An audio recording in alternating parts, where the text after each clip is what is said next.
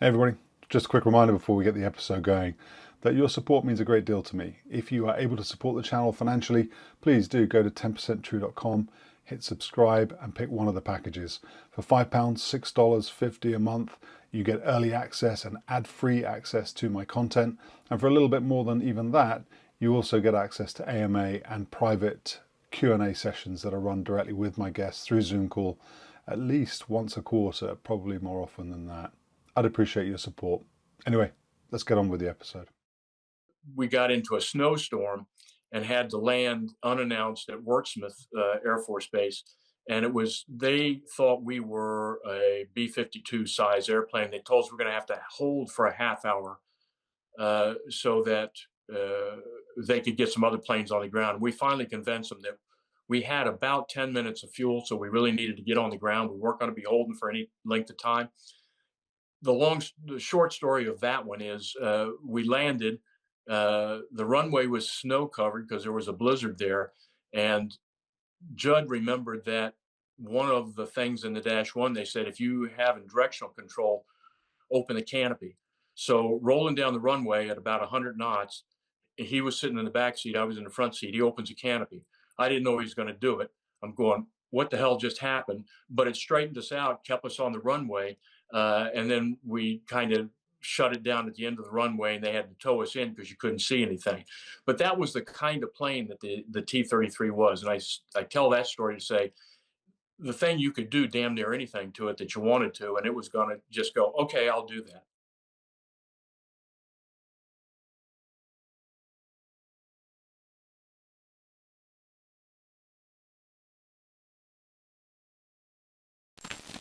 Fred, welcome to 10th Century. It's great to see you. Thanks for having me. I'm glad to be here. Fred, you were introduced to me by your son, Rob, so I should shout out to Rob to say thanks, Rob, for introducing us to your dad, Fred. Fred, you're here to talk to us today about F-106 and A-10, which is a very curious combination. Those two aeroplanes in one sentence feels strange, but that's what we're going to do. We may take it to two parts. We're going to see how this goes. We've got about an hour and a half, hour and 45 minutes. I suspect we'll go to a part two, but we'll see. To the audience at home, thanks for joining. As always, please do like and share and subscribe if you think that this video and this interview is good, and I'm sure it's going to be. Then make sure that others get the opportunity to enjoy it too. So please share. All right, I'm not going to do any more public service announcements. I normally have a few at the beginning, but that's all I'm going to do because I really want to get stuck into this conversation with you, Fred. Just tell us a little about yourself. How did you end up flying fighters in the Air Force? It's probably a good place to start. It was, I always wanted to. In the fourth grade, I saw Alan Shepard get shot up on a rocket, and I said, man, I'd like to do that someday. So I went to the Air Force Academy, or the Home for Wayward Boys, if I happen to mention that at some point. We call it the Home for Wayward Boys in the foothills of the Rockies. Managed to graduate there, pilot training at Moody. I became a FAPE, first time in IP, there in T-37s for about a year before F-4s and TAC chased us out. Went from there to T-41s back at the Home for Wayward Boys, teaching cadets how to fly. And from there, I got a T-33 to Langley, which was kind of a precursor to flying a 106. They put you in a T-33, let you fly that for year or two to learn the lingo, the mission, everything else. You're basically a target aircraft or carrying parts across the U.S. for planes that were stuck out someplace for whatever reason. About a year into that, I did get an assignment to an F-106 back at Langley, and flew that at Langley for about almost 3 years until TAC chased us out again. And they transitioned to F-15s. The detailer, the guy who gave us the assignments, sat us all down, said, where would you like to go? I got a couple of office assignments for you. Or, oh, wait a minute, I've got an A-10 to Alaska. Turns out he had 3 or 4 of them because 3 of us from Langley went to Alaska in A-10s. Spent 16 years in Alaska with 1 year in the middle in Korea. And then got kicked out of Alaska, went to live with the Army in Atlanta, then on down to Air Force Reserve Command headquarters in Macon, Georgia, at Robins Air Force Base, and retired out of there and moved back to the Washington, D.C. area. I was born in D.C., raised in Arlington, and now live in Fairfax. And so anyhow, for the middle part there, I got to fly what I consider two of the finest jets that have been built. I haven't ever flown anything lately, no fourth generation, fifth generation or anything else. But the 106 was a Cadillac and a handful, and the A-10 was just a pleasure to fly. So that's my story in a nutshell, and how I got there, and what I did. Well, let I me ask you, Fred. Then let me stop you just for a sec, then, Sure. and just talk T-33. So the first thing I would say is it's crazy that I'm talking to somebody who flew T-33 operationally. That's you don't look old enough. And I suppose that's me paying you a compliment. But you don't look old enough to have been somebody who flew the T-33. Tell us about that airplane then.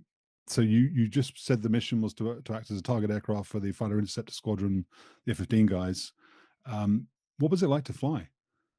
It was a bit of a beast. It wasn't really a beast. It was single engine, and it had a hydraulic flight control kind of system. So you were always stirring the stick. So it was always trying to go all over the place. That took a little bit to get used to. But once you got all that down, and you could keep the right side up, and the greasy side down and the shiny side up, uh, it was pretty easy to fly. And that's why I think they made you do that, because you could learn, especially with the time I spent in the T-37 and the T-41. The flying itself was not that difficult. It was learning all of the verbiage. When you got to a 106, you got paired on a target, and then all the terminology. So as being a target, you got to hear all that, what was being told to the 106 pilot, and you could see it from the target's eye view. So when you got to the 106, flying the airplane and talking on the radio was not difficult. You had that down by then. Um, we did several things in the T-33 that I got in on one program. Uh, the 106s had a couple of spins, and at Air Defense Command, I think we were still at Air Defense Command, hadn't come ADTAC, Air Defense Tactical Air Command yet. So they decided they were going to do a spin program. And since I had flown the T-37, which was heavily into spins, you do lots of spin recoveries in a T-37, they said, Knowles, go down to Tyndall, learn how to spin a T-33. A T-33 does not like to spin. It would rather tumble. So when you do the stall and the yaw to enter a spin, it would just go end over end instead of into a spin. So that was an eye opener. But when you were chasing in another T-33 and chasing that T-33, if it went into the tumble, the plane tended to bend, because the empennage would come off when you changed an engine.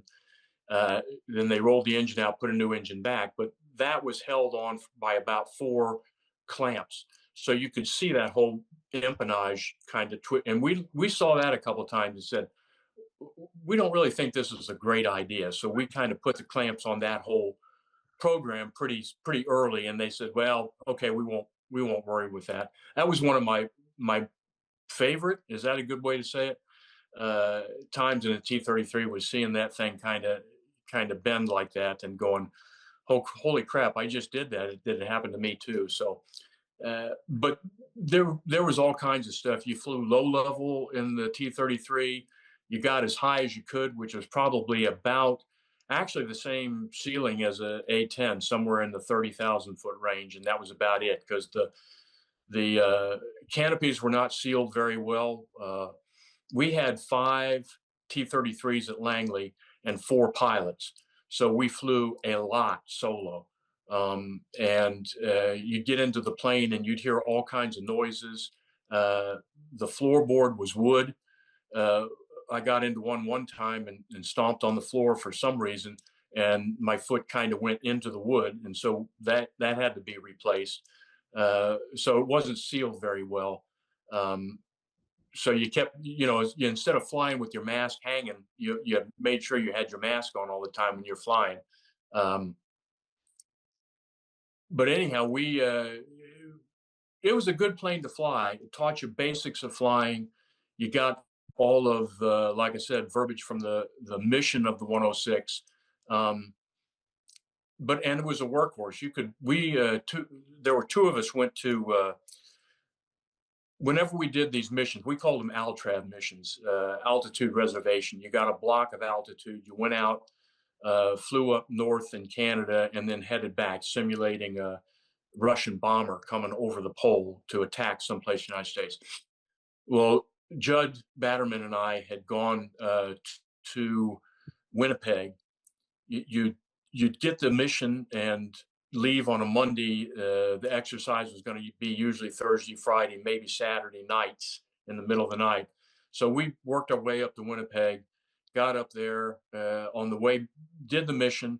You just fly north for a while and come back, and they pretend like they intercept you and all that.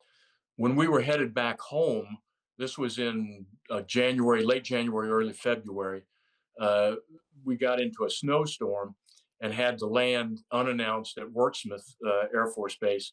And they thought we were a B-52 size airplane. They told us we're going to have to hold for a half hour so that they could get some other planes on the ground. And we finally convinced them that we had about 10 minutes of fuel, so we really needed to get on the ground. We weren't going to be holding for any length of time.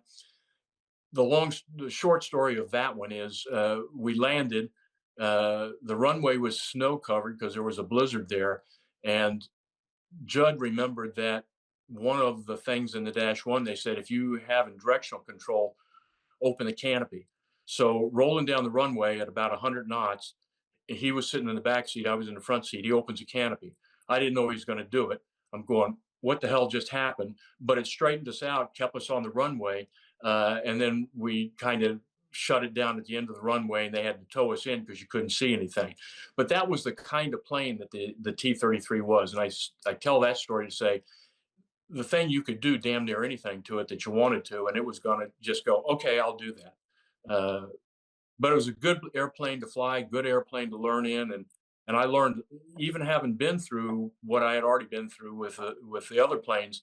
I learned a lot more about flying in the T-33 than I think I had in either the 37 or the 41 before that. So it was a good plane. I wonder how someone discovered that then. That because it got written to the Dash One. So at some point somebody popped the canopy on the runway at 100 knots, and that's crazy. Yeah, some aerodynamic guy, because the canopy, it was a big, with a tandem airplane, it was a huge canopy. It came straight up, and for some reason, just where it was hinged and everything else, it just, when we were going down the runway sideways, because you had the brakes didn't work, the nose wheel steering wouldn't work at that point. It just stabilized it out. Somebody figured it out, and I'm happy they did. Was there? This might sound like a strange question, but was there any sort of romanticism around flying that? Did you, because when you were flying it, you didn't give us a date, but it must have been almost out of service. I think I've seen a picture of, I don't know if it's the Langley Interceptor Squadron, but there's an F-15, a 106, and a T-33, and they're all in a formation. It's a nice shot. But at the point you were flying it, it must have been almost sort of about to go out of service. So did you feel a connection with aviators from the past? You know, T-33, P-80, similar designs. Any romanticism around it? To some extent. I mean, we all knew what the lineage and where it had come from, and all that. The P-80, and it had been around forever. I think I was doing that in the late 70s, early 80s. Late 70s for the T-33, then went on to the 106 in the early 80s. So it was getting old, and like I say, the floorboards were rotting out, and the half the time the dash, the instrument panel might have a hole in it where an instrument had been there before, but they'd gotten rid of that or moved it, and there'd just be a hole in the panel. Yeah, so there was some of that feeling, and I'm hemming and hawing there because there wasn't really a lot. It was all of us were looking, hey, if I do this right and I don't piss anybody off, I'll get to fly the 106, and and there were a bunch of guys when we transitioned from the 6 to the 15 that got to go to the 15, so they were looking at that too. So and like I say, when we had 5 planes and 4 pilots at one point in time, they were just pulling parts off of whatever jet wasn't flying that day to try to keep them running. So half the time we were going, dang, this jet is getting old. I wish it had, whatever. And anyhow, so a little bit of the nostalgia. We didn't think about it a lot, though, in all honesty. Can you talk a little bit, Fred, about the profile that you were flying then? Actually, I've got two questions. So, the first question before we talk about the profile is: did you have TACAN? How were you navigating? So you're up to Winnipeg, simulating that Soviet bomber coming over the pole at night. How were you navigating? What was it like to fly at night? Yeah, we did have TACAN, so that made things really easy. So and then you just knew kind of where you were going anyhow. Flying at night, uh, sometimes it had a flat windscreen up front, so the front's much like the A-10, but you would get St. Elmo's fire on there, and so there'd be little fire, St. Elmo's fire running up and down the windscreen, and sometimes it just go off to the side. So that was always exciting, especially if there was any humidity in the air at all. Up in Canada, we didn't get a lot of that, but when we flew them out over the Atlantic, you get to St. Elmo's fire. Uh, and then trying to land in the front seat if there was any rain or anything, probably better to try to land it from the back seat because you could kind of lean out and see the side. But that flat windscreen uh, made things difficult if there was any weather at all. But at night, you were generally relatively high up in the high teens to low 20s when you were flying. Um, During the day, we would fly some 500 foot missions just to simulate the low ingress because the high, low, high kind of thought for the bombers was get there flying high altitude because less fuel flow, better range, then go in low, do your mission, and go out high. So we'd fly the high intercepts at night and the low intercepts, obviously, missions during the day when you could see outside and see what's going on. I never realized that they had a high, low, high profile. I just assumed they were going to drop some air launch cruise missile type things and they were going to bug out. I didn't realize.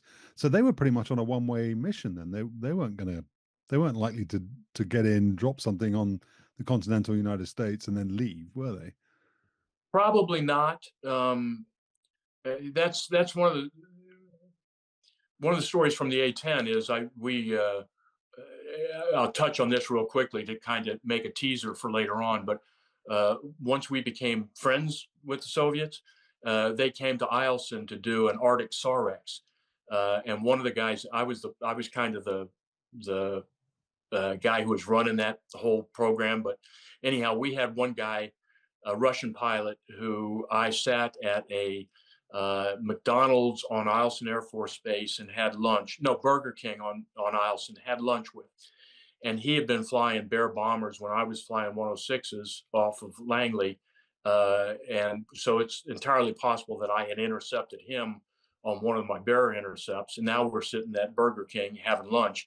But he talked about some of their thoughts on what they were going to do. And that was kind of the feeling was they weren't sure they were ever going to get home. They were going to be walking home, maybe if they were lucky, or not at all. But that was his thought on it when we were there at Eielson many years later. Wow. So from the T-33 profile point of view, you talked about how flying the T-33 is a precursor to going the 106. You learn about the verbiage, you learn around about how the intercepts work and all the stuff that surrounds it. Were you also understanding, or were you also learning the threat? Did it present an opportunity to do that too? The profile you're flying, are you pretty much going in a straight line? Are you feinting? What are you actually doing to simulate the bears and the badgers? For the most part, we were doing kind of straight line stuff. We were allowed to do comm jamming, so because we were on the same frequency. So quite often, the guy, if you ever had the opportunity to fly with the guy in the front and the guy in the back, we'd talk like we were two different airplanes or three or four different airplanes. And the younger guys in the 106, we could confuse them sometimes, not because they were any they had gone through the same stuff, but they forgot that kind of stuff. And so they would get down into the who is that talking? What are they doing? And kind of thing. So that was fun. Um, we would fly some of the uh, low altitude stuff. Like I say, that was daytime because we didn't have any really nighttime. We didn't have a radar altimeter, nothing that at night you had to be able to see the ground to fly at 500 feet uh, to simulate that low final ingress kind of thing. And that was a lot of fun. Again, later on when I got to the A-10, they said you're not going to be able to fly below 1,000 feet until we check you out. And it was like, oh, good, I can relax for a while. But you know, they didn't know either that we had been doing that. So yeah, again, the long answer to mostly we flew high altitude at night, almost straight line. There'd be some turns. If you heard somebody being paired on you from the south, you might turn north a little bit. Uh, you almost, if you were out east over the Atlantic from Langley, you almost never turn back east. You'd always want to be headed west, getting back because you were probably going to be low on fuel getting back anyhow. So you didn't want to do that, but you go north or south. And if you turned into them, it cut their time down. So if they normally had 2 minutes from the time they were paired on that target until they were going to be in weapons range, if you could cut that down to maybe a minute by flying towards them, then it made their job harder. Hmm. Of course, when you got into the 106, then you knew that, and you could, figure out how to avoid that kind of thing too. So that it was a whole process of learning and then remembering that stuff when you got on the other side. Does that Let's make talk. sense? Yeah, it does. Yeah, it does. Let's talk a little bit about that then. So while you're going, you're on the T-33, you're effectively being prepared to go to the 106. Are you getting simulator sessions with the 106? Are you getting academics on the 106? Are you being introduced to it from a ground schooling point of view? How did it work? The not really any formal stuff, but we would sit in briefings together. So if you had two T-33s and a flight of four 106s, you'd all sit in on the briefing together to brief the flight. So you'd get, all of the common stuff, the weather and what your alternate airports were and that kind of thing.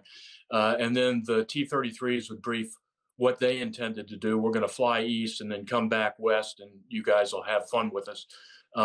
You never told them what altitudes or anything else. But then you would get to sit through the 106s, and they would talk about, okay, we're going to do a 2x2 tactic. Today we're going to practice pilot action stern intercepts. We're going to be working with the Sage out of 20th NORAD region, so we've got a new controller on there. So be lenient with him. Try to show him what's going on. We're going to do a low to high profile, a high to low profile. And so that's the kind of thing you'd hear that stuff. And then, you'd always, in the debrief, you'd always hear the same thing. Okay, that worked. The pilot action stern worked well. The high to low worked well. The low to high did not work well. The controller kind of screwed us up, or the controller did a great job. So you'd hear all of that kind of stuff. And if you paid attention, that served you well later. So no formal schooling, but the stuff you went through to do the daily mission helped a lot when you got to the other side. What were the criteria then for you to be put onto the 106 then? Was it a question of waiting for someone to leave the squadron and you fill their place, or you have to do an exam? What was the process? Yeah, you got you there was no exam. There wasn't really waiting for anybody to leave, although that churn was pretty good. The real criteria was what your boss thought of you, and so if you were screwing things up and you couldn't do what you were supposed to be doing in T-33 and those kind of things, then the boss would go, "Nah, let him fly for another couple of months." If you did well, you listened, you did what you're supposed to do, you kind of understood and didn't get yourself in trouble flying, then they'd go ahead and send him on to the 106. There was a Colonel Ward Zellhart, and he was like my uncle. We flew did one of our missions into St. John, Canada, Prince Edward Island, and we kind of got the airport screwed up. And so by the time we got to Prince Edward Island, the airfield there, we were really low on gas. And so I was in the front seat, he was in the back seat, and we had to do a pretty much a 0-0 landing in the T-33, and we made it. Obviously, and he was chatting me up from the back seat. Okay, Fred, take it easy, breathe. Remember, take a breath every once in a while. I'm up front, with the seat cushion puckered up, and the guy, the controller, was great. Okay, Yank, come a little bit to the left here, not too much because you'll overshoot, and you're going to feel the runway touch down. Boom, almost any time now, and that boom was when it touched down, right in the middle of his sentence. So Colonel Zellhart and I went and had a beer at their club after that, and breathed a sigh of relief. But he was good to me and got me in a little bit probably before I should have. I was just shy of a year and about almost 800 hours, year and 3 months and 800 hours in the T-33. I also found out in there that the Air Force did have a limit on how much time you could get in any 1 month or any 3 months put together, because the first July I was flying them, I got grounded for the last 10 days of the month because I had too much flying time under my belt. We've flown too much. So all of that kind of stuff put together, if you had somebody watching over you, your shoulder, in the case of that Winnipeg landing, it was literally looking over my shoulder, trying to see if he could see anything out front. But then he put in a good word for me and got me into the six a little early. Let me backtrack just very quickly. You're obviously Air Defense Command, and you did just say this was prior to it becoming ADTAC. But had you, when you were at the School for Wayward Boys, did you always want to go and fly 106s? Were you looking for an F4? Did you want to go to TAC? What were your aspirations, and how did you feel about ending up in ADC then in the 106? I really did want to go to the six.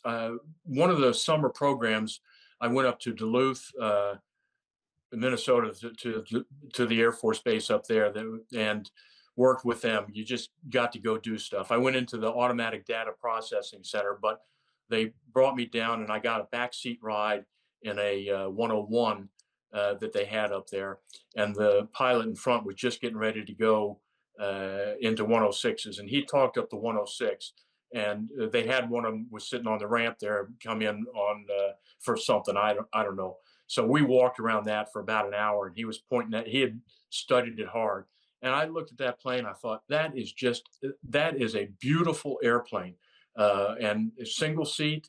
They had a couple of B models with front and back, but almost all of them were single seat. And I said, yeah, that's what I want to do. And so when I got my T-37 FAPE assignment at back to Moody, I was kind of going, I wonder if I'll ever make it. And then I got a T-41. I'm going backwards. I'm going from a jet to a prop. And when the T-33 came through while at the home, I was ecstatic. Now, of course, I had to. My wife goes, "You're going to go do what?" So anyhow, she liked it too. But yeah, so I did always want, from that time during the summer program, want to go to a six, and I got there. Can you talk us through the 106 then? I mean, if you were describing the airplane to somebody who didn't know it, I mean, obviously the audience does know it, but what are the characteristics? What are the things that stand out to you about the airplane? Physically, performance wise, avionics wise. As somebody who flew it.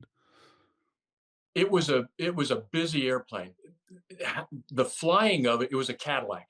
I mean, it was steady, it was stable. It had a lot of and I can talk to that in a little bit, but it would, if you put it and aimed it someplace, it would go there. Easy to fly in formation, easy to air refuel, even though it had the air refueling door in the back, which I didn't like much, and especially when I got to the A-10, it had in the front. It was easy to air refuel that thing. Anyhow, flying it was easy. The managing everything inside. One of the guys that came from was at Langley with me. His name escapes me right now, but he was a physiological kind of guy, gone through school for aerospace physiology, and he did a study that said there was like 110 switch positions from the time you were paired.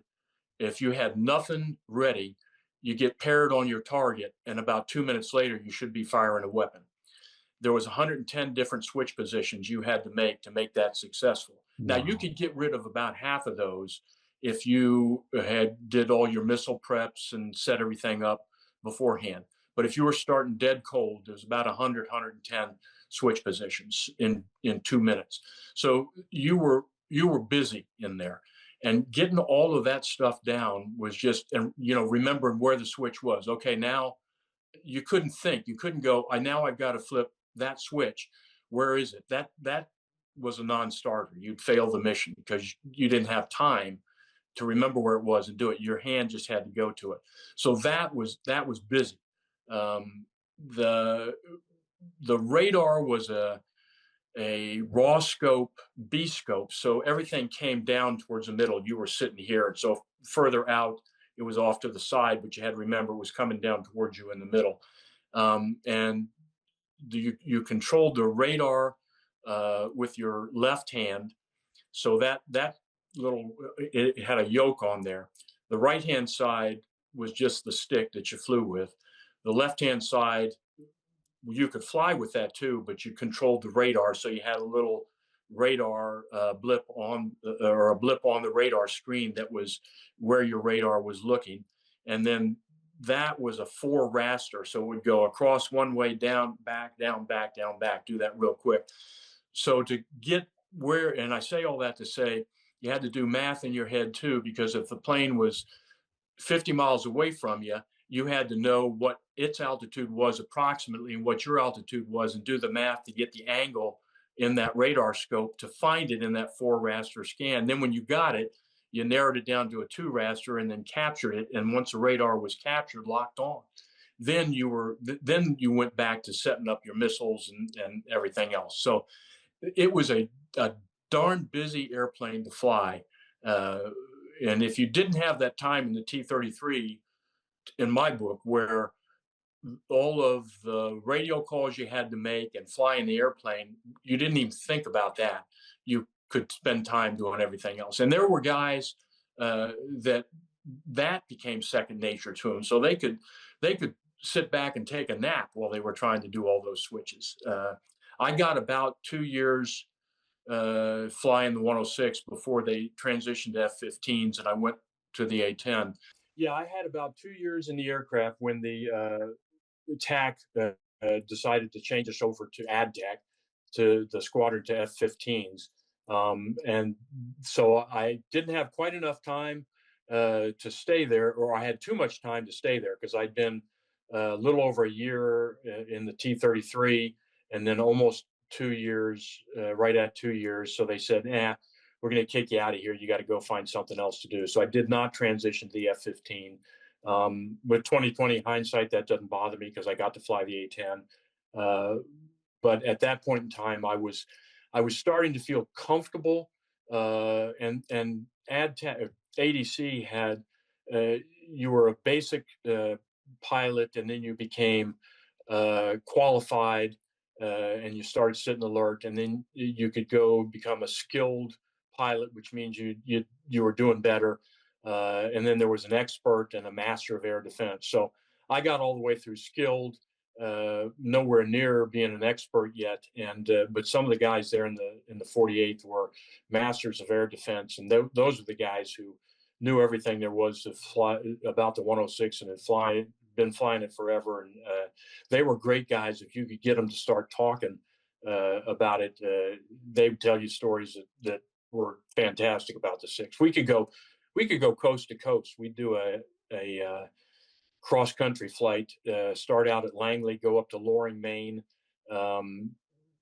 bump heads with the guys up there, probably not spend the night there. Then we'd get airborne and go from Loring to Seattle, unrefueled, spend the night in Seattle, go down to Lower California the next day, spend the night there, then fly back from, and that was the easy leg because you had the jet stream on your butt from Southern California to Florida, and then the next day go on back up to Langley. So the plane could fly forever, unrefueled. It was just long, long legs. So it was like I say, it was a Cadillac. It would do anything you wanted it to do and deliver the mission. Silly question, but supersonic, Yes, double yeah. supersonic. It up until, yes, it would go. I've been to a little about 2.2 Mach in the plane. Easy to go Mach if you weren't careful with it. Um, Up until about a year ago, it still held the single engine speed record uh, for airplanes. Period.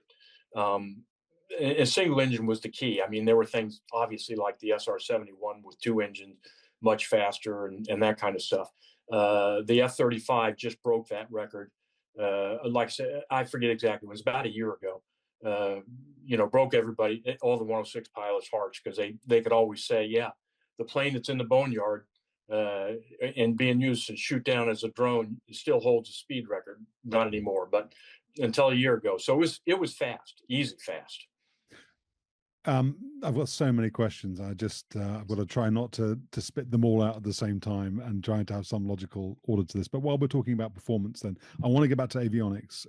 You talked about the intercept. I really want to talk about Sage. I'd like to talk about the radar work, but let's get back to that in a minute. But stay with performance just for the moment. So you've talked a lot about the role, of course, being the interception role. You're not dogfighting, but did you do BFM? It's a big delta wing. I can't imagine you probably got a great initial turn, and then then you're probably out of energy and out of ideas. But tell us, what was it like to maneuver the airplane aggressively? How did it handle in that regime? It was good. With the big delta wing, it had good wing loading, and you could get slow and still turn. Uh, no, you couldn't do all the stuff that like an F4 could do, and certainly not an F-15 or F-16. But you had 7Gs available.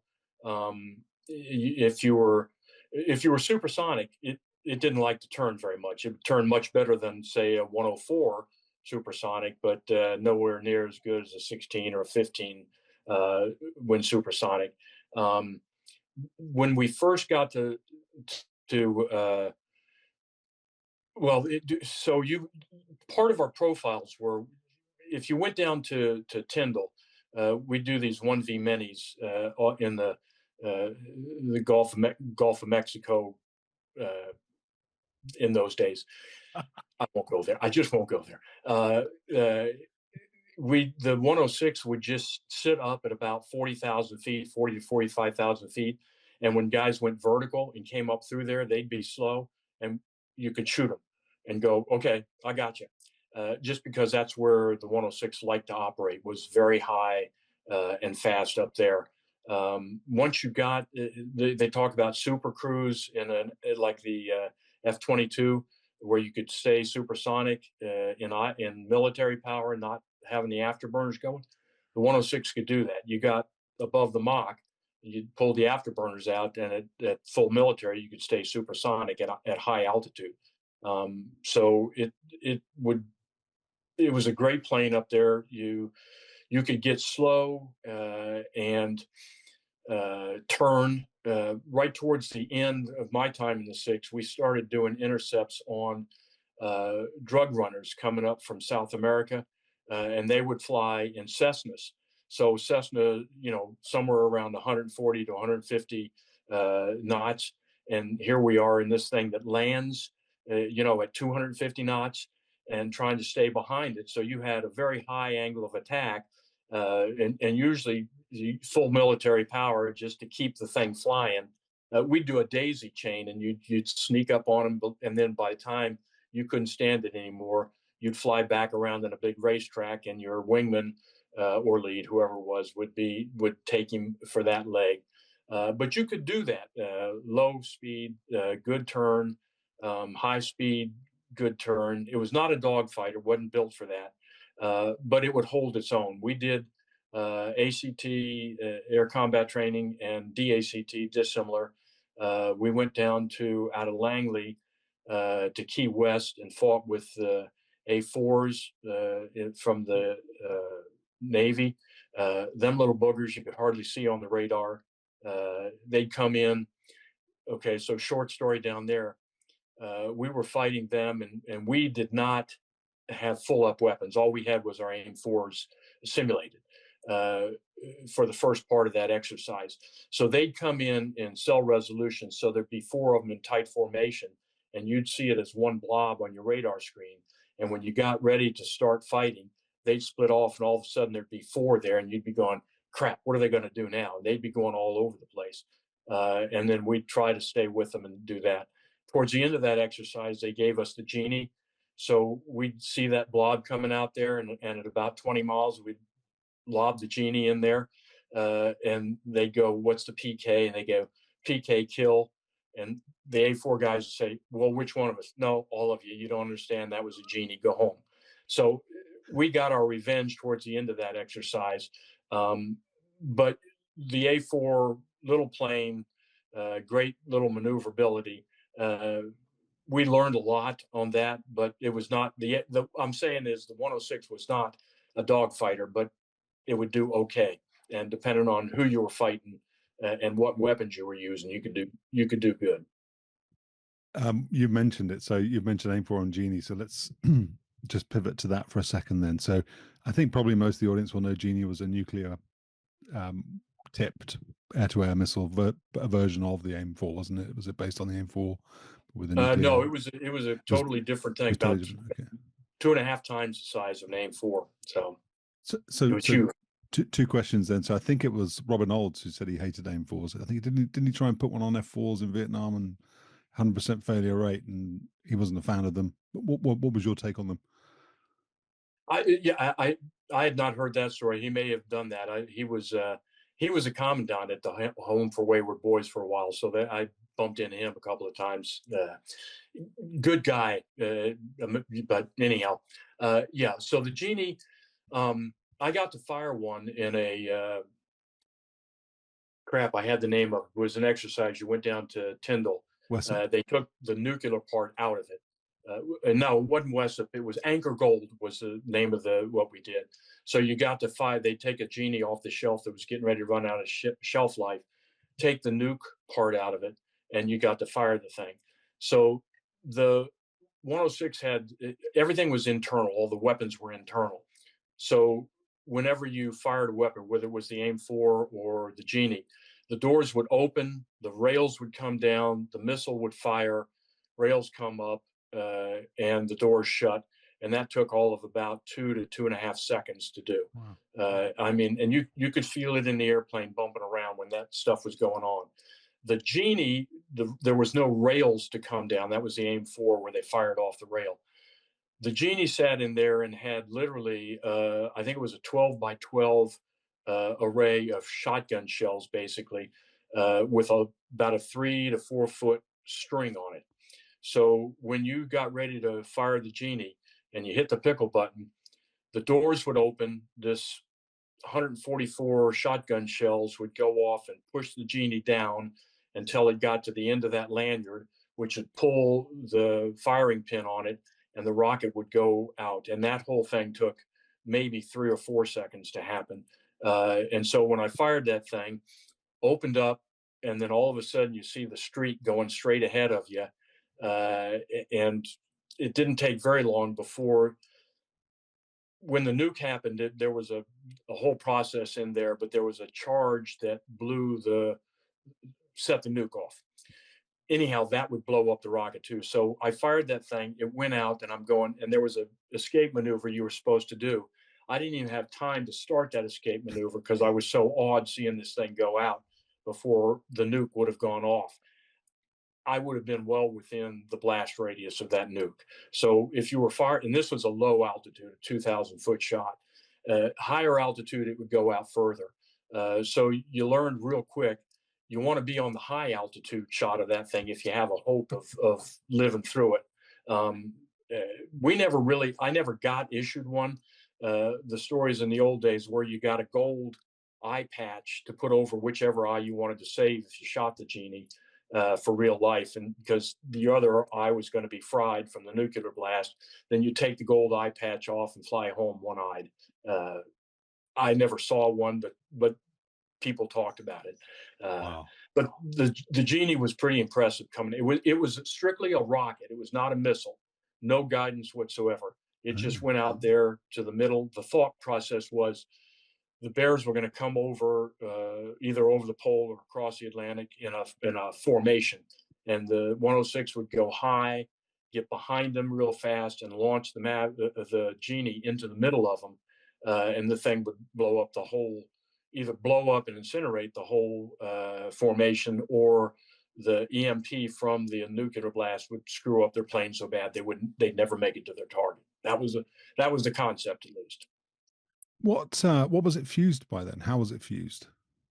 There was a rocket motor in there, and that's what the lanyard, when it came down, it pulled a little pin Yeah. that set off the rocket. So it was strictly almost a Rube Goldberg kind of thing. Shotgun shells pushed it out of the bay, and then the lanyard pulled the pin, which set off the rocket motor to go forward. So was it on a timer then? So it would explode No, after. yeah, when it got out there, Yeah. so you would set up your altitude and the altitude to the target, and the MA1 computer would compute how far it needed to go out. So you would have you had a time of flight switch in there, and you could set it for max time of flight, which I forget what that number was, but it would just go way the heck out there and then go off. But you weren't supposed to use that, because you would let the computer, based on it knew how far away the target was, because you had it locked on with the radar. So it knew how far that was, and it knew what your altitude was and the target altitude. So it could compute how far it should go out. And it would set that into the Genie before you launched it. And then it would go out. And at that point, it would fire off the nuke. Okay. So your use of that against the A4s, was that a bit sneaky then? Would it have worked against those guys? Because I guess if it's a rocket and you're just firing into the middle of a formation, and those guys sort of just check left or right by 10 degrees, and you're shooting at 20 miles, would it? How big? I don't know if you can say how big the blast would have been, or if you're allowed to talk about that. But would it really have killed those A4s? Yeah, because again, it was all simulated. We weren't really shooting anything, Hmm. obviously. But they were in this cell resolution, so they were in a tight formation. And at about 20-25 miles was when we launched the Genie, and it would get out there in about, a couple of 5-10 seconds. It was fast enough to get out there, and maybe not, maybe a few more than 5-10 seconds. But the time of flight was well before they would normally break up into their foreship and do any maneuvering. Okay. What their concept was, they were going to stay in the cell resolution so that our radar would only see one target, and then they break up and we'd have four to contend with. So while they were still in this tight formation, one target, the Genie would get out there and get close enough. It was a 1.5 kiloton nuke, so the blast radius was going to get them at that point. Wow. So yeah, it was, you would never be really fighting that kind of enemy, that they do the cell resolution thing, but the concept of getting a formation was still there. Can you describe a little bit about how the security worked around the Genie then? Did you ever sit alert with it, with the real ones? I never sat alert with the real ones, Okay. but we would do, they call them fair kick exercises, and once a quarter they would bring the actual Genies out, load them on the 106, and then we would taxi them to the runway, taxi down the runway, and taxi back. And so you had, at some point in time there, you were single man control with a live nuclear weapon, and if you had gone ahead and took off, you could have fired the thing. So you had to go through some pretty strict testing, and you sat down with a psychiatrist and talked with him or her for a while before they'd bless you and say, yeah, this guy is stable enough that he's not going to do anything crazy, but he's just got that little element of crazy that he's actually going to go out and do this. So there was a fine line there where they wanted you to. There was the human reliability program where everybody watched everybody. So if they saw you doing, if your wingman or whoever you were sitting alert with, or if you went out to dinner with one of the guys in the squadron, and they saw you doing something that they thought was screwy, they were supposed to report you. So the security was pretty darn tight.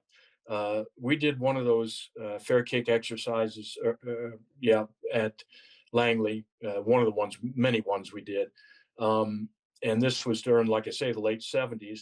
So somebody, and we sat way at the one end of the runway, kind of, and there was a big field from where the gate was to get on to Langley. Uh, Somebody decided he didn't like the idea of the 106 and whatever. I don't think he really knew what he was doing. Anyhow, he ran across this infield. The security cops started yelling at him. He got close enough to throw a handful of something towards one of the 106s that was there. Turned out to be a handful of silverware, knives, forks, and spoons. And he was trying to get it down the intake, I guess. But they shot the guy, hit him twice in the leg, took him off to the hospital and patched him up and whatnot. I was walking out to my airplane when all that happened, and heard him yelling. I froze, saw him shoot the guy, and I went, okay, lesson learned, Knowles. You will never screw with one of those security cops around a 106 in your life. And it made an impression on me, but not that I ever would have, but I was darn sure. But they took the security of that whole thing seriously. And that guy who did that, I don't think he knew that we were loading live nukes that day, uh, but he paid for it. Wow. Did you? So one of the questions that I do ask people, particularly those individuals who are out in Western Europe and potentially we're going to go and drop tactical nuclear weapons in Eastern Europe, about the considerations and the thinking process behind whether or not they'd actually do it. Did you have a similar process, similar thought process? Did you sit down and pre-visualize shooting a Genie into a formation? Was there any moral question in your mind around whether you could do it? I mean, it isn't, I don't think, the same thing as dropping a tactical nuclear weapon on a target that's surrounded by villages and that kind of stuff. But it does have implications. What was your? I mean, obviously you're a professional military officer. You got to do what you're told to do. But did you consider it? Did you think about it? Did you have to process it?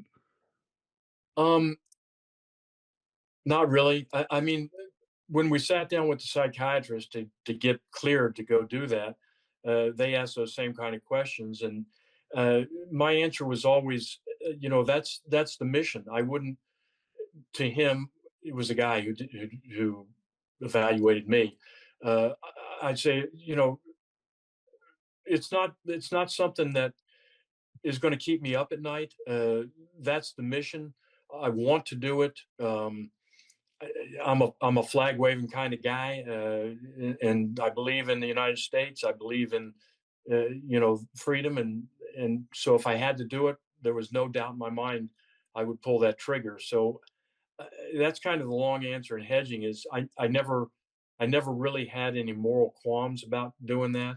It didn't bother me. It didn't keep me up at night. I knew that it was going to be, if I had to do it, I had to do it. I guess that's just the way I thought about it.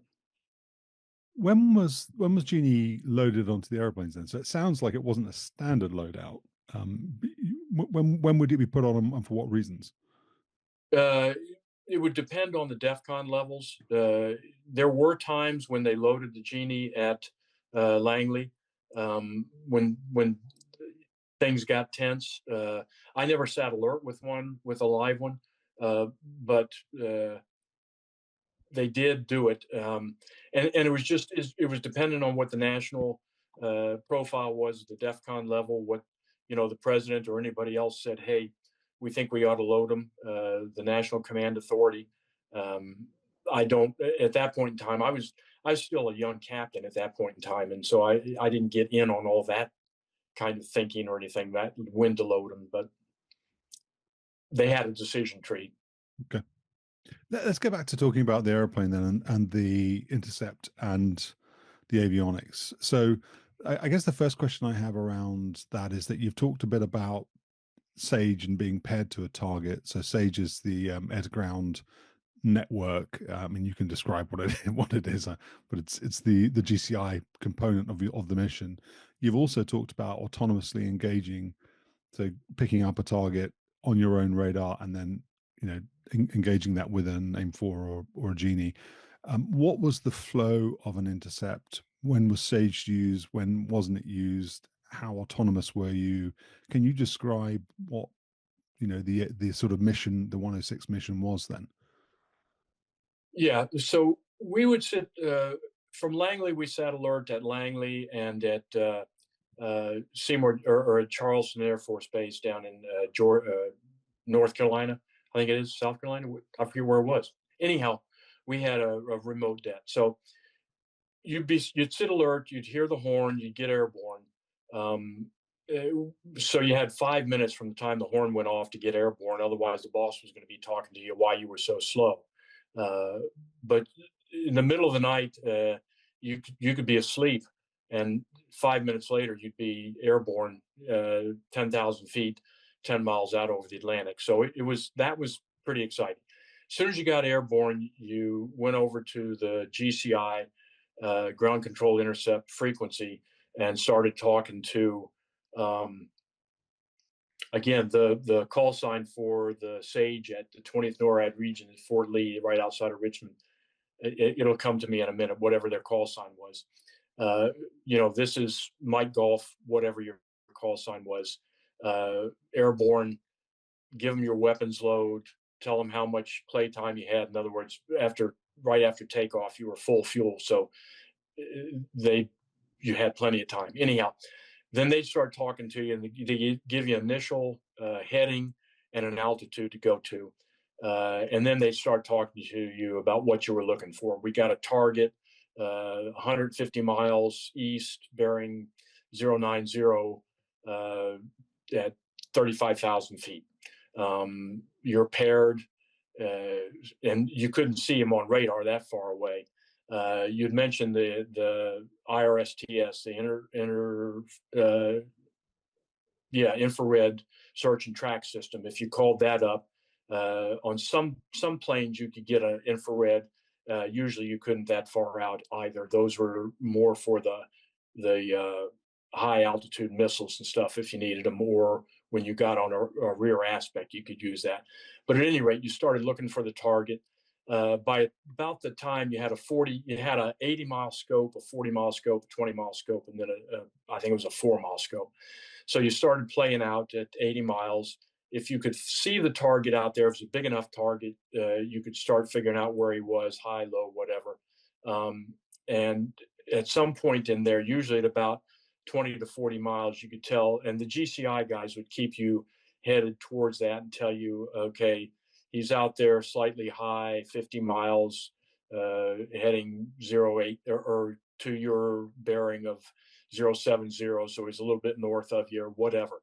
But they'd keep you headed towards it until you could get them paired on your scope and then, or locked onto your scope. And then you'd say, I've got it, and go from there. They would continue to talk to you. They were a good reminder every once in a while. What state was the call sign? I've still got all my missiles, my fuel's good, and I'm still going back to Langley, kind of thing, when it's over with. So they keep you remembering what was going to happen after you got out there. And then from there, you could decide, do I want to just go straight towards the target? When we were sitting peacetime alert, it would usually be something like one of my first intercepts was a Air France 747 that was supposed to be going into Charleston down in South Carolina. There you go. And he got off course. So he's heading straight towards Washington, D.C.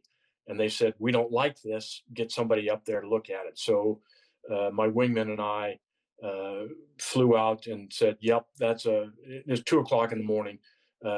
That's an Air France 747. And we started talking to him on guard, got him on a good frequency, and they turned him south to go down to Charleston. But you don't know what you're going to see when you get out there. Sometimes you got airborne and they go, well, we thought we had a target, but there's nothing out here. So you guys can just hang around for a while. And so you just burn off gas till you came back and landed. But the process was you get airborne, GCI gets you headed towards a target until you can lock them up on your radar. Then you go into the target, do a visual ID, tell the GCI folks what you found, and they decide what to do with it from there. It all happened relative, depending on how far out the target was, relatively fast, but it was well orchestrated, and you, by the time you got to the six, you knew that because of the T-33 time, because you sometimes were that target out there that they were coming to find. Can I just ask then around the initial portion of the intercept? So one of the things that I have been told about the Russian approach to the challenge of taking on the US is that they would rely very heavily on comm jamming and electronic attack, to RF jamming. Were you always talking to Sage? Could you do comm out intercepts? What level of jamming, comm jamming, did you anticipate? How reliant on Sage were you to get to the point where you could find something and then kill it? Um, on the exercises we would go, you generally get airborne and go out to a stop point and just fly a racetrack pattern until they had something for you. Usually the radios were strong enough that they could get through most of the comm jamming early enough to get you headed towards the target. And we didn't, T-33 didn't have anything of the comm jamming packages that the Russians would have had. So we didn't really do a lot of that kind of stuff. But you went out, you sat on this stop point, you got paired on a target, and as long as you could get a general idea, and wartime, you knew is probably going to be a bad guy out there. So you'd fly in, and if you could figure out that, yeah, this was a bad guy, you saw a formation of large targets on your radar, then you could probably go take care of it yourself. Peacetime intercepts, you didn't do that. You were coming from the ground, and you probably weren't going to be shooting anything at that point in time. That's the long answer to, we didn't have a lot of practice on doing autonomous intercepts except during the exercises. Then they just say there's something out there, go find it, and that's when you really had to figure out what the heck was going on, because you at that point wouldn't know whether it was high, low, or at your altitude. So you'd have to work that 4 raster radar until you could find something out there in the general area that they had told you. It's east of you 50 miles, and that's all you had to work with. So now you're playing with the radar to try to find anything. It could be done, and I'm sure some of those older guys could do it in a heartbeat. A guy at my level, just having a couple of years in the plane, would be struggling to try to figure all that stuff out. How was it mechanized then? Remember the Swedes, I think with the Viggen and the Draken, their data link was, I think there were symbols on the outside of the compass ring and on the altimeter and so on and so forth. And if they matched those up, they would be in a position where they were pointing and so on. And I think the Russians even did the same thing with MiG-21, MiG-23. How did it get mechanized then in your airplane? Was it all vocal? I mean, was it all comm, and then you point the radar where they tell you, or do you have any in-cockpit indications? No, they could fly the airplane for you, and they could. We had the tapes, and so your altimeter was a tape that went up and down, and they could adjust where you were going from the data link, and say you were at 20,000 feet, they wanted you to go to 30,000 feet. They could put that little bug up at the 30,000 foot on the tape, and then you'd know you had to climb up. Ultimately, the data link, if you hooked into the data link once you were airborne, they could fly the plane for you. The only thing they couldn't control was the throttle. They could turn you, they could up and down, left and right, and get you to a point where you could, and then you would lock on with the radar. They didn't control the radar. You'd lock on with the radar, and then when you were ready, they could not fire the missile. You would fire the missile, and then they could fly you all the way back to a paired ILS approach, instrument landing system, and then you would paddle that off just before you touch down and you'd land the plane. So ultimately, with the data link, they could take control of the airplane once you got airborne, felt comfortable enough, flip the switch. They'd fly you out, you'd lock up the target, you would fire the missile, they'd fly you home, get you headed to the runway, and you'd land it. So you had three things: takeoff, landing, or a couple things: takeoff, landing, lock up the radar, fire the missile. So four things that you did. Otherwise, the GCI guys were doing it. How often did you fly that kind of profile then?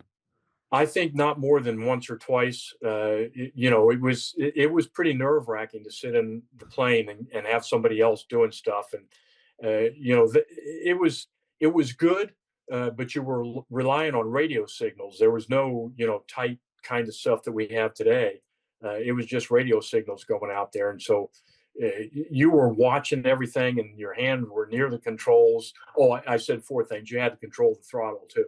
So if they all of a sudden, if you were at a cruise at 20,000, so you're, maybe you were at 60 or 70% throttle, and all of a sudden they decided to put you way up, you had to be ready to push the throttle forward, or if they nosed you way over, now you got to pull the throttle back to be sure you don't go supersonic all of a sudden when you shouldn't be, or whatever. So you were watching it pretty close, and it was not a comfortable kind of thing to do.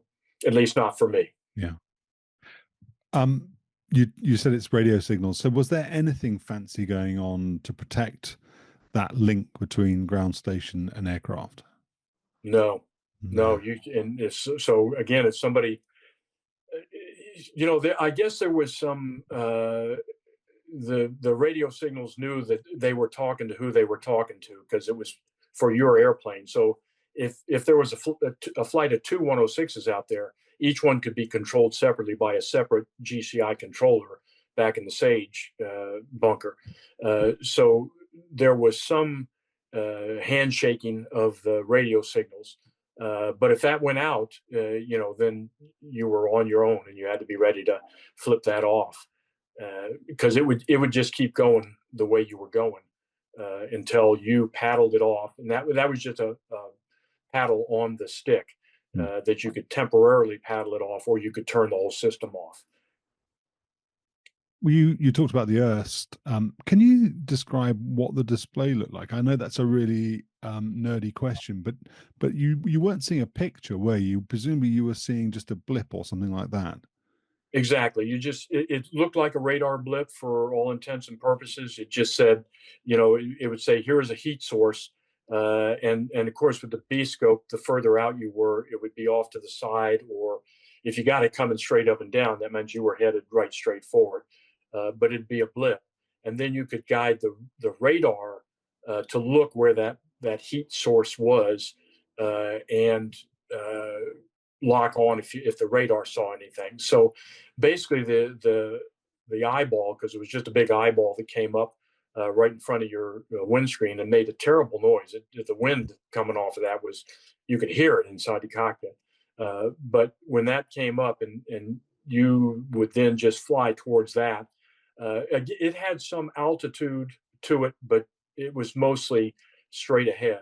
And then you'd lock on with the radar and get a more refined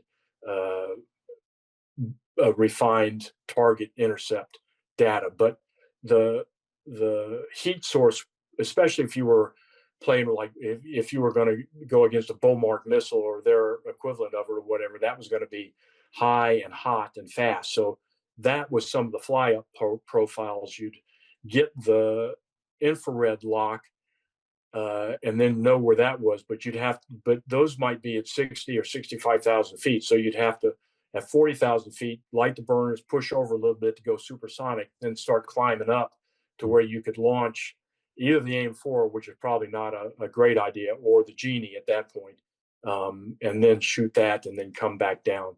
But it was just a blip on the radar screen that told you where that target was.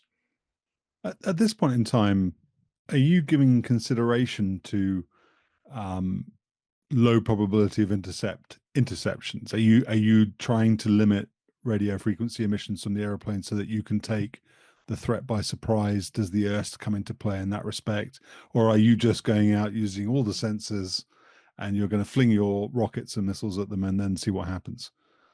Yeah, that was it. You weren't trying to sneak up on anybody at that point. That was not a tactic that we really thought of. Uh, you went out and used everything you could.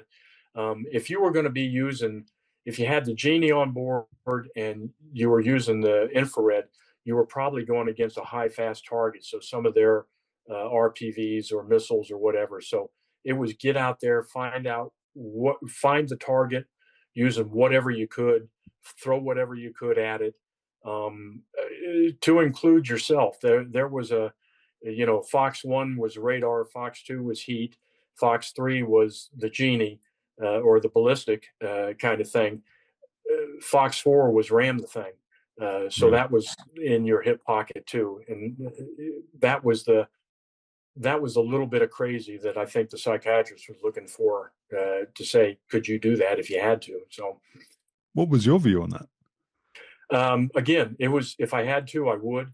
Uh, there was that was often a talk in the squadron of how do you do that, and there was all kinds of thoughts of you could set the you could set the altitude control, altitude hold, and heading hold on the 106. So if you got to ram in a bear or whatever, the thought was you could set that stuff, then punch out at the last second, and you might live through it, and the plane would continue flying on in. Uh, I don't know whether I ever believed that or not, but that was something in your hip pocket that you had to think about. And again, not trying not too much flag waving, but if the choice was me and stopping, my family and everybody else sitting back there around Langley and the Washington D.C. area from being bombed, and it was a no-brainer. It was going to be done. Hmm. So, how many live intercepts did you do? How many actual bear intercepts did you do from Langley? I had it was 6 bear intercepts.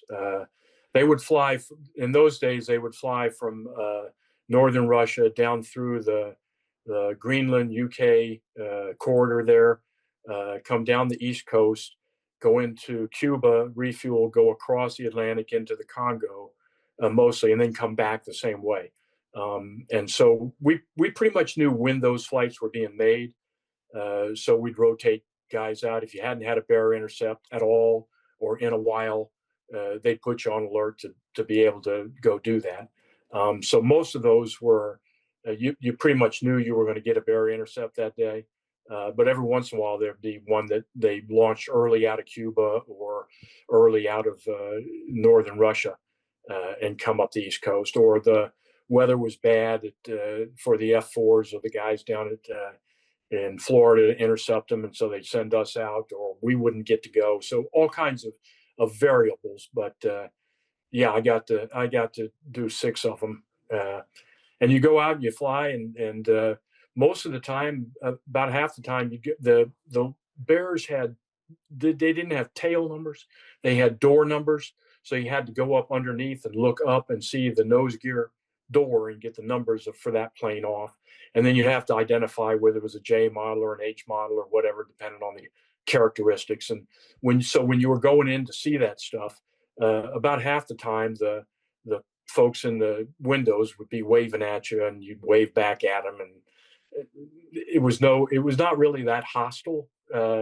Even though they were the bad guys, we were the good guys, but you'd wave at them. There was no incidents that you were aware of them where they would sort of turn into you or anything like that. And so it was good natured, professional. No, sometimes their tail guns, they kind of track you with that, but that was about the most of it. They weren't trying to get hurt, and they weren't trying to hurt us. Every once in a while, some of the guys, I never did, but some of the other guys would open the door. You could fast open the doors, the bomb bay or the missile bay doors. Open those and close them, and so that got their attention a little bit.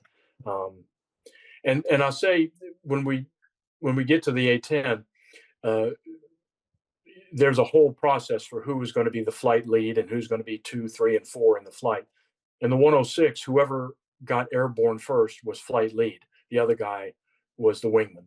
So as a young guy, if I got airborne before somebody who had a couple thousand hours in a 106, I was flight lead and he was too. Didn't happen that often because if they had that many hours, they were going to probably be faster. But it led to sometimes pushing guys aside when you were running down the stairs to get to the airplane to get airborne on a hard scramble because you wanted to be flight lead. So you'd trip them, push them into the walls, that kind of thing. But be that as it may. So when I say flight lead or wingman, it's just whoever got airborne first in the 106. A-10, totally different story. Did you have IFF? Could you interrogate any way of getting them to, so civilian or military IFF? No, that was all done by GCI. They could interrogate that and tell you, but we didn't have anything that would interrogate it. Okay. And then and it's another nerdy question, but it's the kind of thing that I think about. So you've got potentially GCI controlling your aeroplane and you're going out to the east, out over the sea, whatever, or you're doing it yourself and you're running it autonomously. How do you know where you are? Are you still all TACAN based? Does the airplane have an INS? Have you got a steer point that you just put you fly towards the carrot and it takes you back home? What's the process? We had no INS in the 106. TACAN was it. So when you got out of TACAN range, you just kind of remembered that I had been flying, heading 090 for this amount of time. I'm going to have to turn around and go 270 for that amount of time before the TACAN comes back on board. For the most part, the GCI could see you out there, and so they could give you vectors to wherever you needed to be. But if you were just out there working by yourself, you just kind of had to know which way was east and which way was west or north and south, and get back by doing that, and then figure out what you knew what your TACAN station was at Langley, and then a couple up in north and south down the coast. So if you ever got screwed up and couldn't figure it out, you'd dial in a couple different TACANs till you found something. Wow. Was that disconcerting? No, it wasn't. I mean, the East Coast is pretty big, and it's going to be hard to miss that if you're flying west. And then if you were up in the T-33, it was a little more dicey because we would fly in Canada or down south or sometimes in the interior at night. But usually, then you always had TACAN stations you could find. But no, it wasn't, you knew where you were and you knew where you had to get to. So you just kind of by braille find your way back. Yeah. I'm always reminded of that story of, I can't remember the type of airplane it was, but it was some Navy airplanes doing a training exercise out of Key West, I think. And they got lost in the Bermuda Triangle and I don't know how many of them got lost. And I always just think, well, why didn't you just fly northwest? If you've flown northwest, just go northwest, you'll hit land. I mean, anyway, that sounds like I'm being critical. I don't know the first thing about it because I don't know. But anyway, just made me think. So I'm going to put you on the spot here a little bit. Not that I haven't been already. You talked right at the beginning about, well, not right at the beginning, but at the beginning of talking about the 106, about this guy that had done the assessment and said 110 switch changes or switch positions to get from 0 to the point where you can engage within 2 minutes. I wouldn't ever ask you to tell us what all those 110 were, but do you recall what the themes were in all those switches? So you had to ready the missile, you had to ready the radar, you had to make sure the missile and the radar were talking on the same frequency, they were tuned, or what were you doing with all those switch position changes? And that's it. You had to. There were the AIM-4 was a very, very rudimentary. I mean, it was a poor man's missile. So you had to, if you were using the radar, you had to wake the radar up on the missile. You had to tell it when you shot the radar missile. Like I said, the doors opened, the rails came down. That missile had to be looking where your radar was looking at that time to find the target, because once you launched it, it was on its own. So it had to find that radar blip by itself, and then hold it through the launch process. So, and you had to get missile itself, the rocket motor, ready to go. And that only lasted all those missile preps. And there was a bunch of them. Prep the radar, prep the heat seeker if you were shooting the IR missile, prep the engine motors, get them talking to each other and looking where your radar was looking, or at least straight ahead if you were shooting the IR. And it would kind of say look where the radar was to find the heat also. So all of that stuff took a bunch of those switch positions to get the missile preps done. And those only lasted for about 45 seconds. So you couldn't do those too early in the process, or they'd time out and go back to null. And you'd have to start all over. So as you got paired and you're working your radar, you find the target.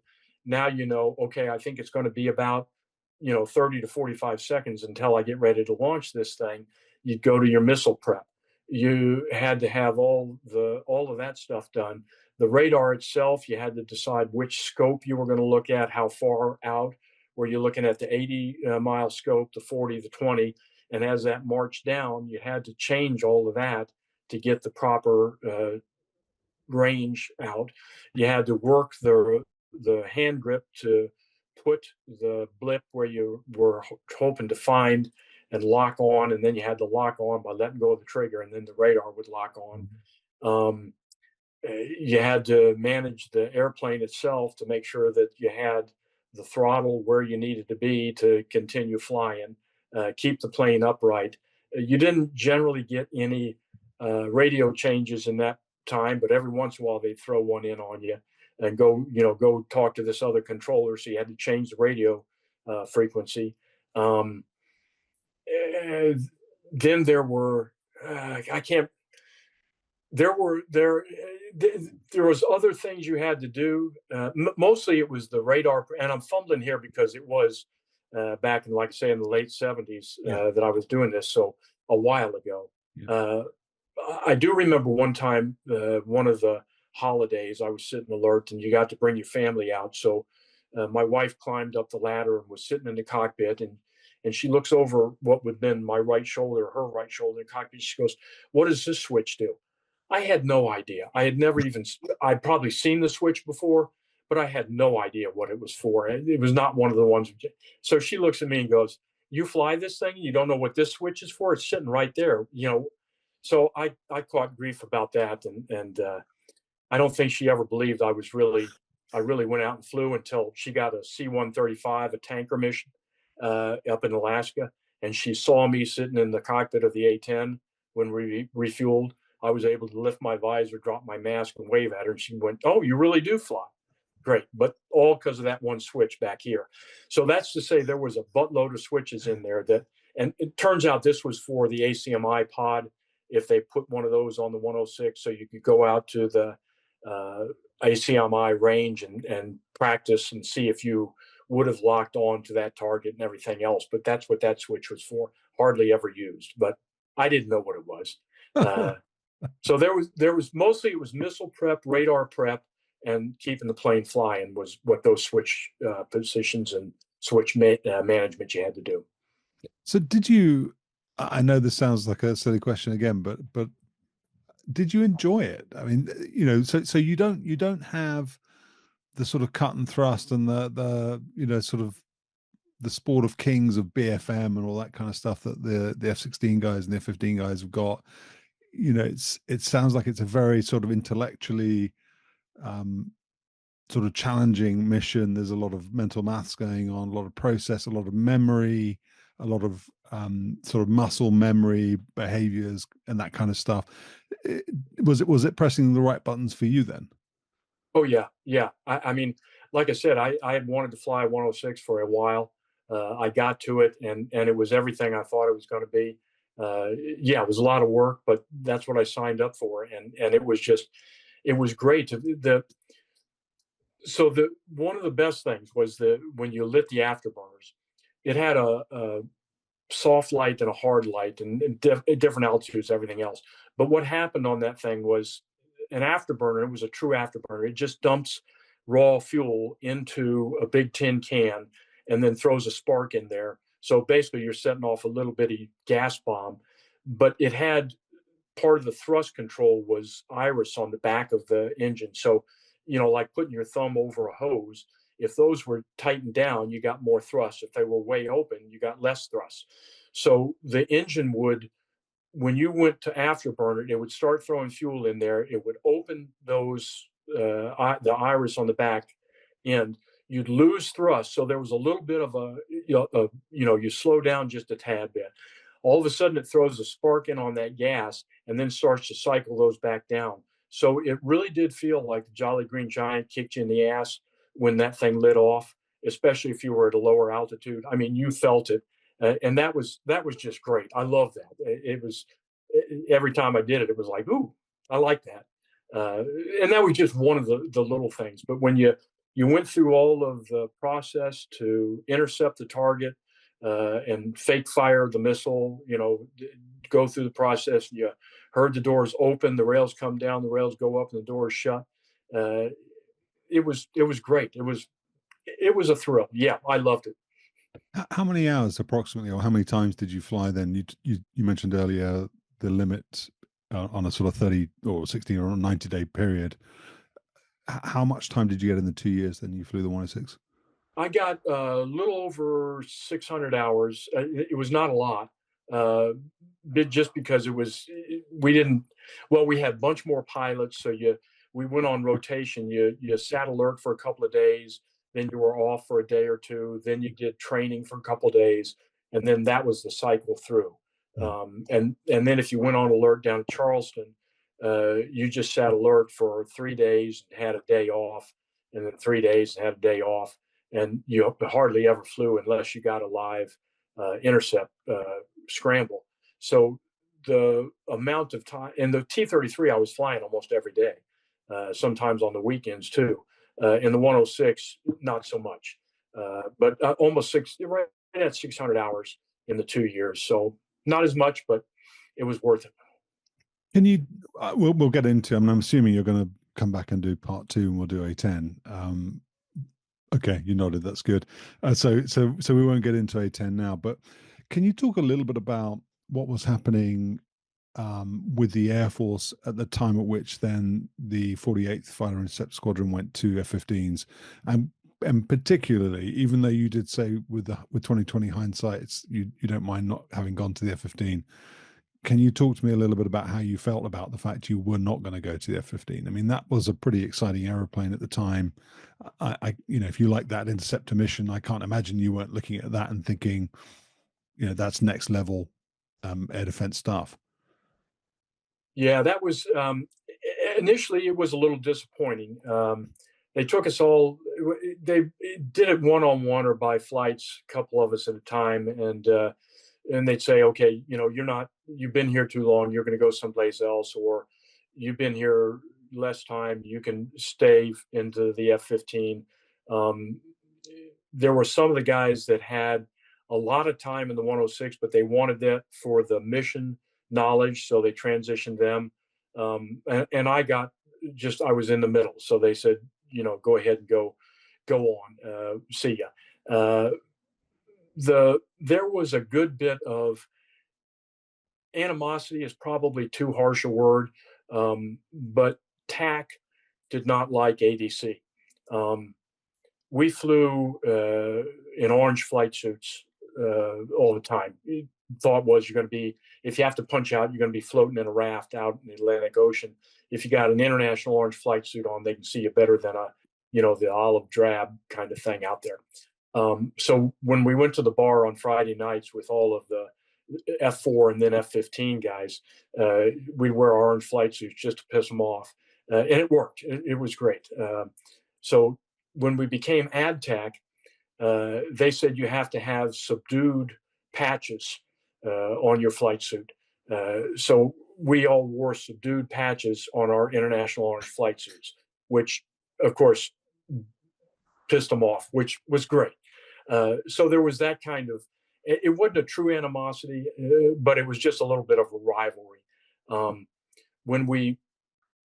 One of the first Bear intercepts that the F-15 made out of Langley, they had an A model, which was single seat, and a B model, which was a family model. It had a back seater because they wanted to have a photographer in the back seat to take pictures of the bear.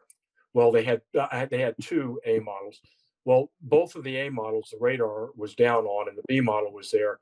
So the 106s got airborne, went out, found the bears, sent one of the 106s back to get the F-15s and bring them out there because their radar wasn't working.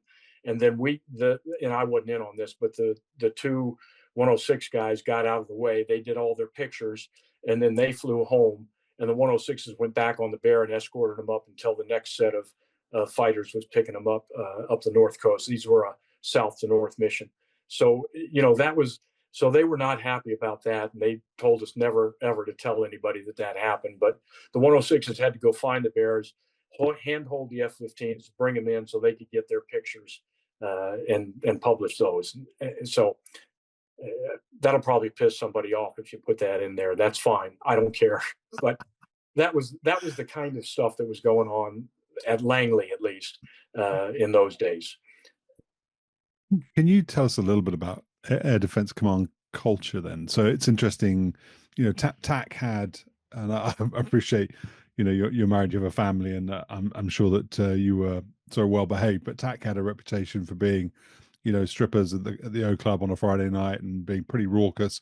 Did ADC have a similar sort of reputation as sort of big drinkers, sort of into partying type thing? I would almost, we did. I mean, we were fighter pilots. I always say I was never a fighter pilot. I was an interceptor pilot in 106s, and then I went to be an attack pilot in the A-10. But the thought was we're flying fighters, so we were all fighter pilots. So there was a little bit of that you almost had to do to be able to show your face any place. You couldn't be a straight laced whatever. You could, but it wasn't frowned. I'm fumbling here because I looked at the ADC side of things as we were more family oriented, if you will, because when you were sitting alert, if your family had a problem, the other families would help out because you couldn't just say, "Hey, take me off the schedule. I got to go home for whatever." And we were, going different places to pull alert down to Charleston, and the T-33 side of things. We were flying to Canada and Florida and wherever to do the target mission. So I would say it was a little bit subdued, and I don't know. That's the way I felt about it. Not quite as raucous as the F4 guys there at Langley. I didn't have that much interplay from the 37 and T-41 with that side of the fighter world till I got to the 106, and then I saw what was going on with the F4s. But even that was somewhat subdued because you were at headquarters TAC at Langley. So if you got crazy, probably was not good for your career either. So other places that went on, I didn't see so much of it there at Langley. Was there a similar philosophy though in terms of learning at the bar? I mean, one of the things that you can talk about the whole strippers at the O Club on a Friday night thing. That's that's one thing, but there's a genuine, isn't there? There's a genuine purpose behind some of the bonding and the drinking, which is the transfer of knowledge and the sharing of ideas and that type of thing. Was that the same? Yeah, it absolutely was. And we had a bar in the 48th right there. Matter of fact, Budweiser from Anheuser-Busch in near Richmond there had given us a lot of lights and stuff to hang on the walls. So we tended to stay at that bar and not so much go over to Langley just because we got looked down on and there was animosity. Not real animosity, but if we went to the bar at Langley, we'd sit off in one corner and have our own thing. So it was freer for us to sit at the bar there at the squadron. But it really was, as a captain, I got into Langley as a first lieutenant, made captain while I was there, and left as a captain. So I was a younger guy.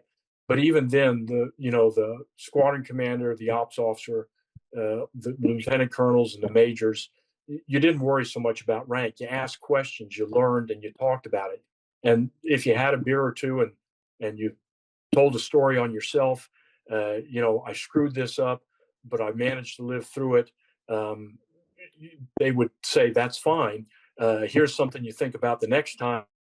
I did that too, and here's how I got out of it. But the lieutenant colonel, the squadron commander, the ops officer sitting there wouldn't call you in later and go, what the hell did you do? And do you realize you almost died and took a plane with you or whatever? That was not there. You really did loosen up, and you were able to talk, tell what you did, fess up if you screwed up, and learn from it. So that was very valuable. I was going to ask you, it's a bit of a cliche question, but I was going to ask you whether or not at this point in your career you've frightened yourself, whether or not there have been moments where you've done things or things have happened. I mean, it sounds like, the 0-0 landing at Winnipeg sounds pretty frightening. Being short of fuel and losing directional control on the runway, wherever, it sounds frightening. But were there times where you came back and you had to have a word with yourself? Then what sort of, do you remember any particular sort of confessions that you had to make or that you decided to make? There were two, once in the teeth. Well, sometimes you did things. And in the T-33, I was a FCF, functional check flight pilot. I was the only one, which sometimes took up weekends. So if they had to change an engine or do flight controls, you had to go up and do a functional check flight. Part of that profile was to fly the T-33 up to 35,000 feet, shut the engine off, and you can glide down until you could do the start on it, the air start, and make sure it was working and all that. I got up on an FCF one time, and somewhere in there, they had taken the ejection seat out and hadn't hooked up the oxygen correctly, hadn't tightened it down. So somewhere between about 25,000 feet and 35,000 feet, I lost oxygen. I didn't realize it. And I don't remember anything after shutting the engine off. To this day, I don't remember it. The story goes, and they told me, I started the engine back up. I was somewhat talking to him, but it was very slurred and hesitant. I came in, did a straight in landing, full stop, taxied off into the squadron area, and shut the engine down, kind of sitting sideways in the chocks. And then they kind of helped me out of the airplane, took me over to the flight surgeon, and then now I got oxygen again. I started coming back. They took my blood and said, yeah, you were low on blood oxygen. And to this day, I kind of remember getting into the ambulance and going over to the flight surgeon. But the rest of the flight, I still don't remember it. So I was basically passed out and going muscle memory just to get me back. I sat down for a couple of days after that and went, what happened? Was there anything I could do? Turns out, and there was a little bit of a safety investigation, and they said, you got caught. Your oxygen went off. I'd done all the tests on the way up that you're supposed to do, going through 10,000 feet, check your oxygen, going through 20,000, check your oxygen, and that's the last one. So anyhow, that was a somewhat scary and made me pause and think, what do I need to do differently? Turns out there was nothing. It just happened. In the 106, one time I had trap fuel. We got airborne out during the winter. I didn't have enough gas to make it back to Langley. They said, here's what we're going to do. We're going to head you east. We're going to get you into the Gulf Stream where the water's warmer. When you have to bail out, we'll have a Navy boat out there, a ship to come get you. But you're going to be floating for a couple of hours. So we're going to get you in the Gulf Stream where it's warmer and you'll probably survive. and so we headed east. My wingman, I think he was flight lead. He said, wait a minute, cycle your air refueling door, which dumped all the pressure in all the various tanks that were in the different feeding. And that solved the problem. So I had all my gas available now. So I made it back to Langley. But for that, probably 5 minutes as I headed east, that one kind of puckered me up too, thinking, okay, I know I'm going out here. I'm going to have to punch out. I'm going to sit in a raft. Hopefully, the Navy ship can find me and pick me up before I freeze to death. So that was kind of there. And then there were a couple of things in the A-10 which we can talk about later, but those two got my attention. Did you wear poopy suits? We did, but that day we weren't wearing them. Wow. But we did have poopy suits, but we didn't generally use them all the time. Wow. So just then, as a final question, we'll close here then, Fred, and move on to A10 for in episode 2. But I just wanted to know then, so you've had this dream of flying interceptors, you've gone through, you've achieved the dream, but you've really only had 2 years of flying in the 106 then. How did you feel about your last flight in the 106? What emotionally and psychologically, where are you then, knowing you're going to go and fly this A-10 in Alaska? How do you feel about saying goodbye to that sort of childhood dream of being a 106 driver? Again, all of that stuff it really kind of happened fast. From going to you're not going to fly the F-15. You're not going to say in this mission you're not going to fly the 106 anymore. To you can have this A-10 and go to Alaska, and bring a whole new squadron in up there. So it was almost a flip of a switch. Going, I've been there, I've done that. I got the T-shirt. I'm going to go do something else. Sounds kind of like fun. We'll see what happens.